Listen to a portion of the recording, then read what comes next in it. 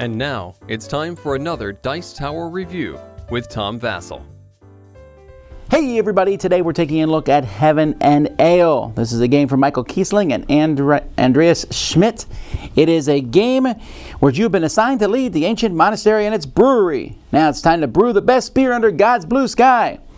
This came out at around Essen last year. It's been getting a lot of buzz. It is a game from Eggert Spiel, kind of a Euro-style game, in which you're going to be moving along a track, but not moving too far. Actually, it's one of my favorite mechanisms. Let's take a look at the game.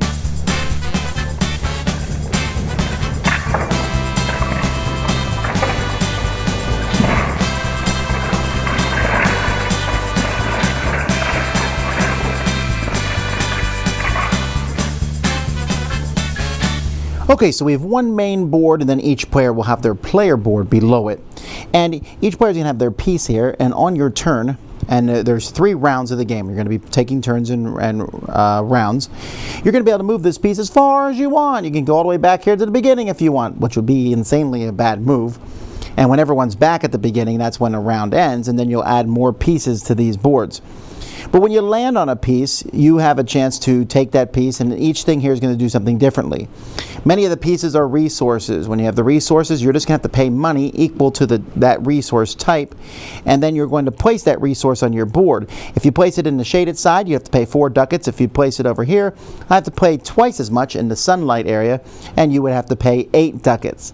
And what you're trying to do as you place these out here is you're trying to surround a shed. When a shed is completely surrounded with different resources and different tiles, then you're going to be taking a look at this one here, adding the sum of all those tiles, and that's how far you're going to get to move your brewmaster. So if the sum is really low, you'll move your brewmaster 6, and then you'll get to activate the tiles next to it.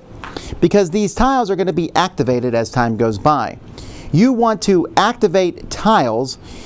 If they're activated over here in this area, it gets you money. So this will get me some money if it's activated over here.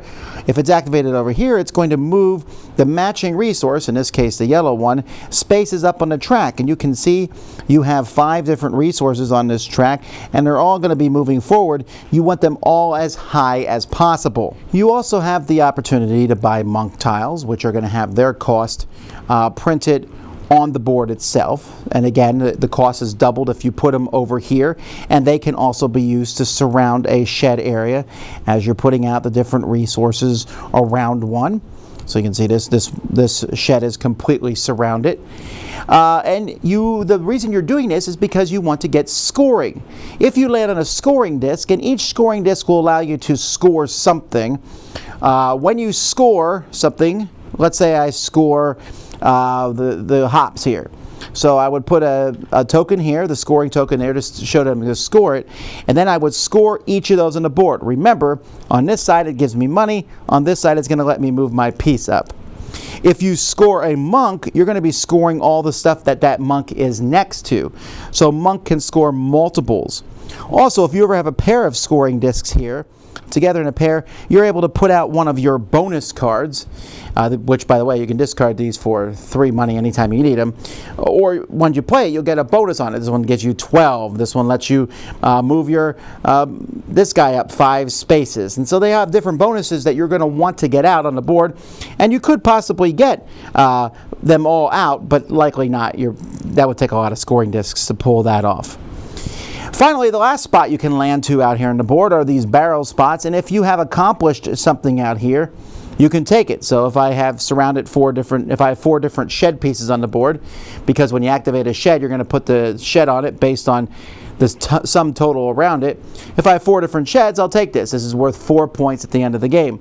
The next person to do that same thing, landing on a barrel space, will only get 2 points. So landing on these barrel spaces is great, but you want to probably do it after you've accomplished one of the things here. Now, scoring in this game is very, well, mathy. Essentially, you're going to be moving this guy up here. Hopefully, you'll move him up as far as you can on the track. When he gets on the track, you're going to take a look at the numbers of where he's at. So you'll see here, let's say I made him up to 9 here. So I have a 3-to-1 ratio and then a times 4.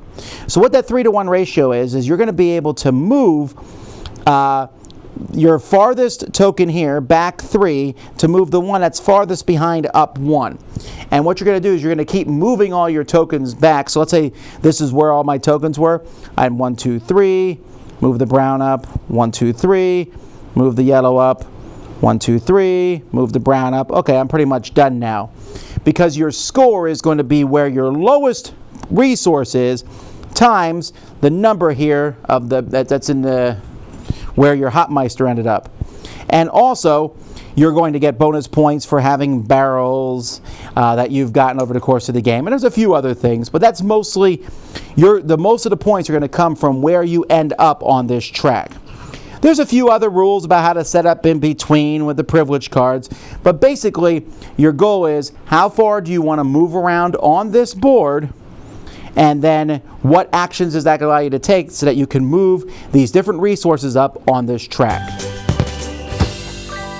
The game board looks colorful enough, but it is a little bland. It's a little, I don't know. I personally find this track to be almost a little garish in the sense that it's not always easy to see where these pieces are.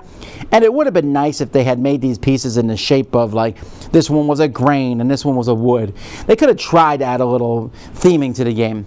Surprisingly enough, all these different symbols up here, you might, your first game, ask what some of these barrels mean, but I found for the most part, they're pretty self-evident what they do.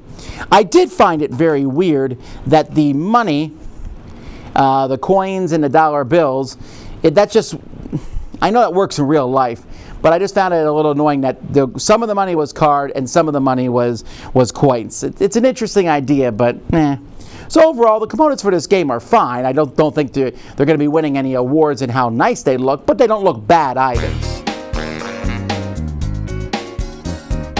So forgive me if before I start this review, I need to drink some water because this game is that dry. It's really dry. Okay? Theme, heaven, and ale. There's no heaven, there's no ale. There's nothing. This game is a mishmash of mechanisms. You move stuff, put down tiles, move pieces along a track. I have no idea what's going on theme-wise in this game. Now, to be clear, I'm not saying it's a bad game. In fact, I think it's a good one. But I do want you to be clear that this game is as devoid of theme as I've seen in a long time. You are moving pieces on the track, putting stuff on a dark side or a sunny side where it's going to get you points or money, and then surround things and then move pieces up on a track, and at the end of the game you're going to get points. It's so mechanical. Okay, but let's take that out of the picture. So I got that done. The game itself, the moving along a track, and you want to get as much cool stuff as you want, but if you move too far, like I want to pick a scoring token. I definitely want a scoring token. It's my turn to score. But if I jump to that scoring token, I'm going to miss a whole bunch of other stuff that you might want to get instead of me. And that kind of bugs me.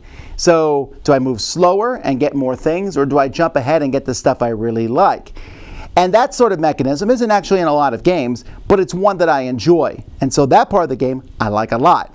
I also like the putting things in and trying to surround your breweries or the sheds with the tiles and then trying to score them off. There's a lot of mathematical stuff in there, and I kind of find it gripping. In fact, this game for some reason reminds me of a lot of another Euro game that's devoid of theme that I like, Russian Railroads. Because in that game you're also moving stuff along tracks. Now I will say that the scoring in this game is obtuse. When you first look at it, you're like, what? And even my explanation, there's probably a lot of you going, huh? Where at the end of the game, you're your farthest one back, and you try to move them all together on the ratio where your brewmaster is, and then you multiply that times that. That's true, but essentially, don't worry as much about the scoring, I think, when you're playing a game. Just move your tracks up as much as possible. You got to move them all up, and you got to move your brewmaster up. If you don't move your brewmaster up, and if he's in that bottom section, doesn't even hit the top part of the track, it's a horrible ratio. I mean, you won't win. I mean, that's just the fact of it. Then there's those scoring cards, and there is the barrels where you do objectives. This game has a very strong race element to it, where it's like, is he going to get there before me? Is he going to get there before me? No, I hate you. You know, there's a lot of that back and forth because people are going to take things you want. Also, when you load the track up the second time, you'll be adding tiles to the spaces, regardless of whether there's a tile there the first time. So someplace you can go there and maybe buy multiple tiles. Money's going to feel real tight in this game at first, and so you'll be tempted to put your tiles on the dark side to get more money, but you kind of need to score points, so you want to put them on the other side. And that's a nice balance. Heaven and Ale is not a game I think I would want to play all the time. Like I said, every time I play it, I'd have to drink a cool drink of water because, again, I do like my theme in games, and this game has none of it. And so I'm just getting here, and it's like you can see the bones and the mechanisms of this game creaking through, but they're not bad ones. It's definitely not a game everyone's going to like. I've met some people who do not like the moving along a track, and other people don't like the whole moving a pile of things up. They just have a hard time grasping that concept, and also the fact is, in the Heaven and Ale, if you make a couple bad moves, you probably are eliminated from the game because you'll have a hard time catching up, or if you get yourself in a corner and run out of money, sure, you can get rid of your bonus cards, but at that point, you're fighting a losing game to some degree. So, an interesting game, has a cool cover. I was really excited about the theme, so I played it. And I know I'm belaboring the theme point. I don't mean to be. So, if that doesn't bother you at all, I really think this is an excellent game. It was nominated for one of the best games of the year for the Kenner Spiel, and there's certainly reason for that. I wonder if in 5 years we'll still talk about this one. I fear that maybe we won't. But I do think it offers some unique things, and everything does come together to form a pretty solid game. Dice Tower Judgment approved!